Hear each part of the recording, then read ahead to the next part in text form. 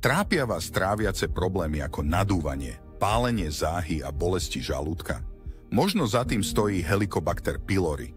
Helicobacter je baktéria, ktorá oslabuje prirodzenú obranyschopnosť žalúdka a môže spôsobovať zápaly a iné zdravotné ťažkosti. V prípade, že sa táto infekcia podcení a dlhodobo sa nelieči, môže viesť k vzniku žalúdočných vredov a v najhoršom prípade až k rakovine žalúdka.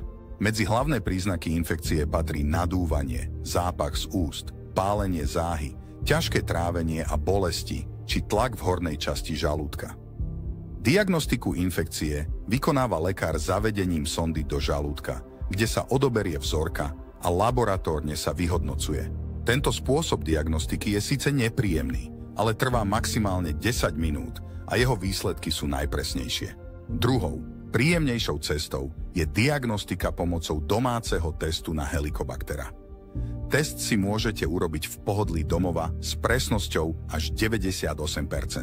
V prípade, že vám vyjde pozitívny výsledok, doktor vám predpíše kombináciu antibiotík a liekov na blokáciu tvorby žalúdočných šťav.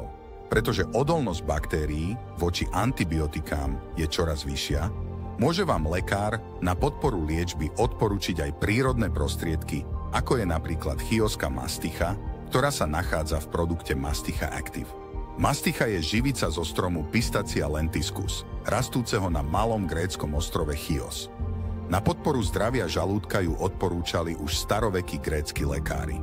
Produkt Masticha Active je navyše obohatený o špeciálne probiotiká, ktoré posilňujú jej blahodárny vplyv na trávenie. Priaznivé účinky produktu Masticha Active potvrdzujú aj stovky pozitívnych recenzií.